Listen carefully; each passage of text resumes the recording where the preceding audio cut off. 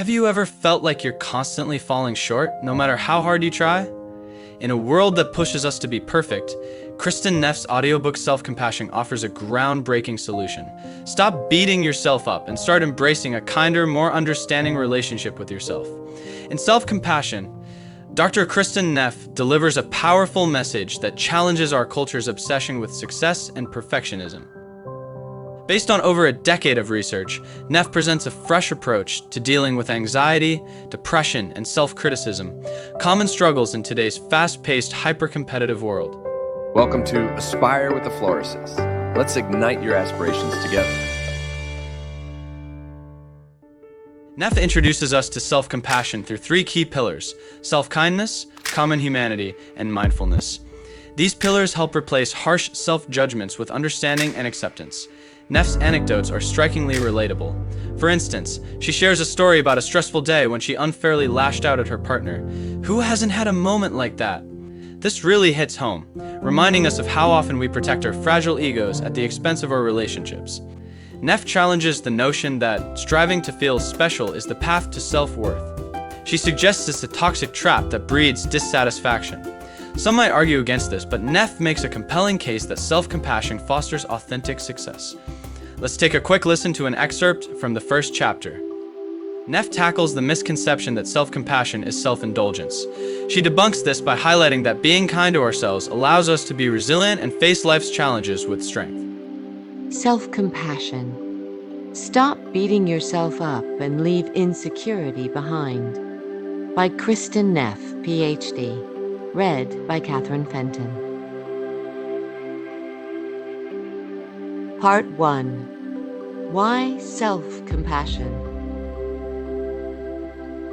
Chapter 1. Discovering Self-Compassion. This kind of compulsive concern with I, me, and mine isn't the same as loving ourselves. Loving ourselves points us to capacities of resilience, compassion, and understanding within that are simply part of being alive. Sharon Salzberg, The Force of Kindness. In this incredibly competitive society of ours, how many of us truly feel good about ourselves? It seems such a fleeting thing, feeling good, especially as we need to feel special and above average to feel worthy. Anything less seems like a failure. I remember once as a freshman in college, after spending hours getting ready for a big party, I complained to my boyfriend that my hair, makeup, and outfit were woefully inadequate. He tried to reassure me by saying, "Don't worry, you look fine." Fine? Oh, great. I always wanted to look fine.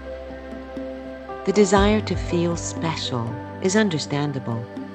The problem is that, by definition, it's impossible for everyone to be above average at the same time. Although there are some ways in which we excel, there is always someone smarter, prettier, more successful. How do we cope with this? Not very well. To see ourselves positively, we tend to inflate our own egos and put others down so that we can feel good in comparison. But this strategy comes at a price. It holds us back from reaching our full potential in life. Distorting mirrors. If I have to feel better than you to feel good about myself, then how clearly am I really going to see you, or myself for that matter?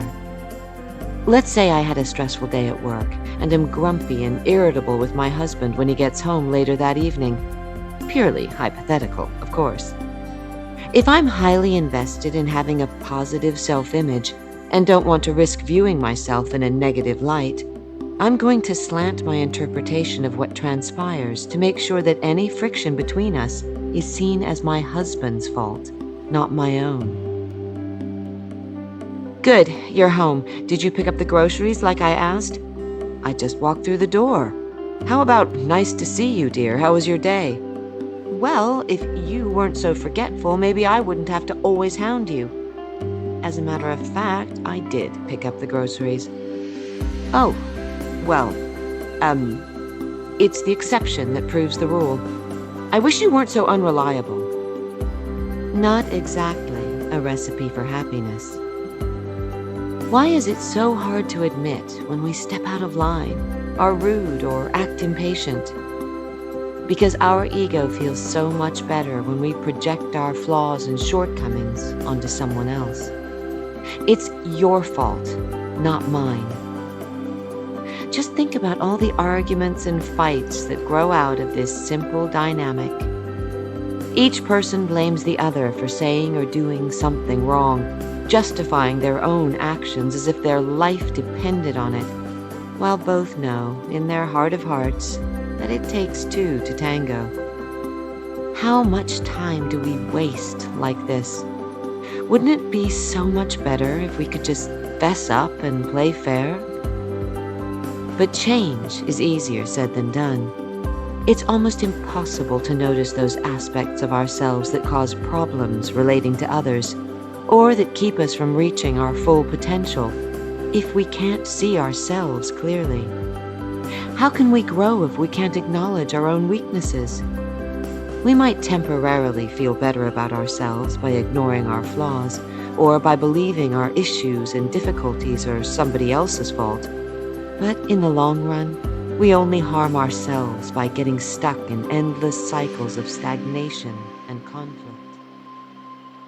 As Neff tackles the misconception that self-compassion is self-indulgence, she debunks this by highlighting that being kind to ourselves allows us to be resilient and face life's challenges with strength. That said, self-compassion is not without its flaws. Some listeners might find the repetition of ideas a bit drawn out, and the academic language too formal. But Thetton's narration smooths over these moments, making it an overall engaging listen. Why does self-compassion resonate with so many people? It taps into a universal truth. We are all struggling to find peace in an increasingly chaotic world. Neff gives us permission to stop pretending we're perfect. Want to dive deeper? Click the link in the description for a free 30-day Audible trial and get self-compassion today. And don't forget to subscribe for more reviews on audiobooks that inspire, motivate, and challenge the way we see ourselves. Conclusion: Kristin Neff's Self-Compassion isn't just another self-help audiobook. It's a life-changing guide that invites us to embrace our imperfections and cultivate kindness.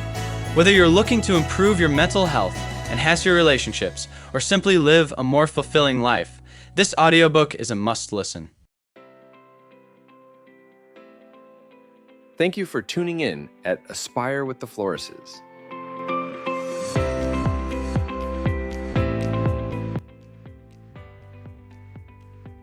And don't forget to like, share, and subscribe for more content.